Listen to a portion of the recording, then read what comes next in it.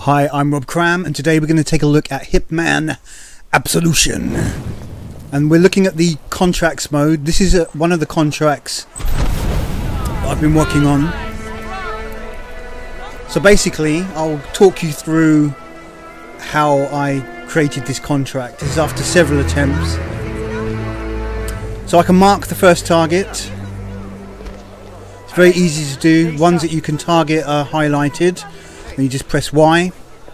So first thing, I'm going to need the weapon required for this particular contract that I have in mind. There's going to be 3 targets.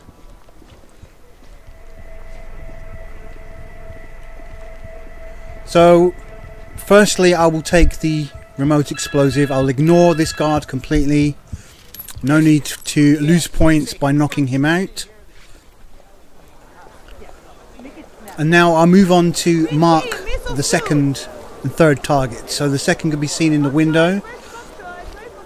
He's the drug dealer. And the third target is the cop, which guards the upstairs kind of room, which overlooks the market square. And there's a reason why I've chosen that particular cop, is because he can cause you a lot of trouble, and there's a twist to the contract as well with regards to how you kill that particular target. So in the fact that I'm demonstrating how I'm setting this up, you'll notice there's a lot of waiting around. But what you've got to consider is any other players will have to work out how I've done things. Oh shit. So for example, they might not know straight away where that remote explosive is, and they'll have to hunt for that first.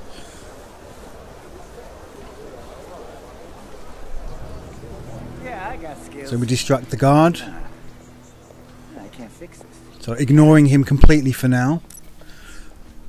Basically, when you create a contract, whatever disguise you're wearing and whatever weapon you use, that becomes the set weapon for the kill, which any other players will have to use that particular weapon on that particular target. So, to give a bit more background, my 2 targets, 1 and 2, which are the drug dealer and the main target for this level, I'm deciding I want to kill them both with the remote explosives. As far as I'm aware, there's only 1 remote explosive on this level. So basically that means I have to get them both in the 1 explosion. I also want to kill the third target, which is the cop downstairs, with the sniper rifle. So these are 2 very overt methods of killing these targets. So the kind of stealth goes out the window somewhat.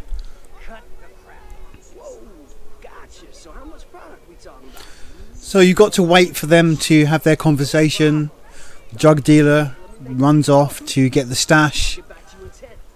Now if you notice, they're both together here. At this point in time, players could actually put the explosive there and take them out when they're together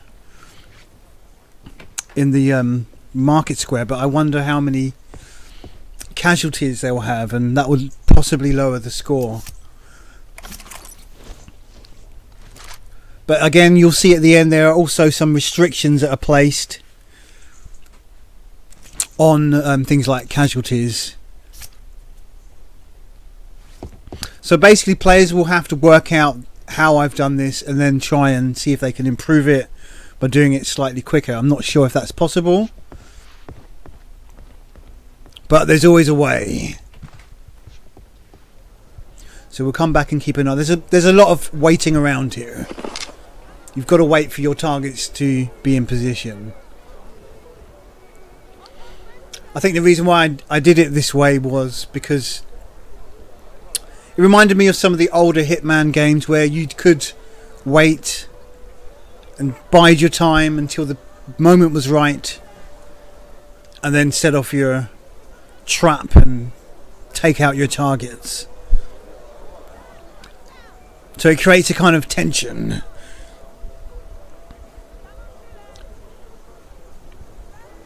There is one thing though that I will say, and I think it's perhaps going to be synonymous with this contracts mode, is that you have to be familiar with the level and you have to try different things over and over until you get it right. But I mean, as I said earlier about the remote explosive, knowing where that was, I mean, if you had no idea, you'd be spending most of your time looking around the level trying to find it before you'd even get a chance to kill the targets. But I think, as with all Hitman games, they loop their routines.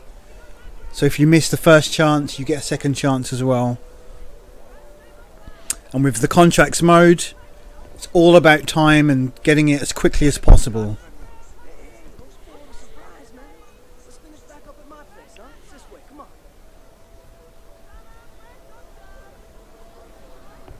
What's also interesting, when you actually replay it as a player, you there's a timer from once you've got the first kill to the other kills. So you've got to do them as quickly as possible and then escape. So now the drug dealer and the first target are now coming up the stairs to go into the room. So that's now got them both together. I'm hiding in this box because I don't want to be in the room, and I don't want to be in a box when I try to detonate. It won't let you detonate from inside a box. Right, now's a good time to get out. So remember, number 3 is going to hear the explosion as well. So I have to get in position here. So I'm lined up as well for number 3. As soon as they enter the room, set off the explosion. Take out my rifle. One shot kill. Now I have to quickly rush down the stairs. Being careful not to be seen. Drag this body out of view before it gets spotted.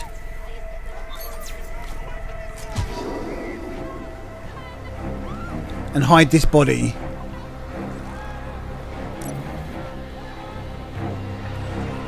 That's also a prerequisite for completion, which is hiding all of the victims' bodies.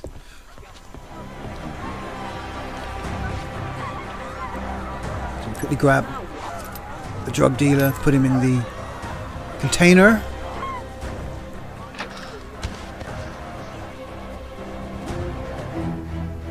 And then we'll get the main target, who I forget's his name, sorry main target, but he's getting put into the container as well.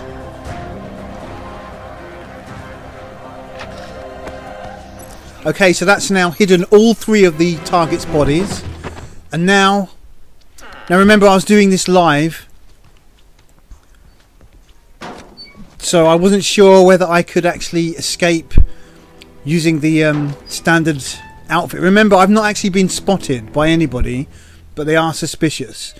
And on a previous run through, I did actually try to exit without changing the costume. I distracted the guard downstairs that's blocking your exit here. I knocked him out and then I walked out. But they're pretty much on top of you as you walk outside. And I got spotted by some chefs who raised the alarm, and that lost my spotted rank. So I'm kind of in the middle of trying to work this out, and then in this occasion the bottles weren't attracting the guard, so I need to get past here. So I kind of figure, well, if I can take him out, I can sneak out of this bit here at least without having to change costume. But he didn't hear that for some reason.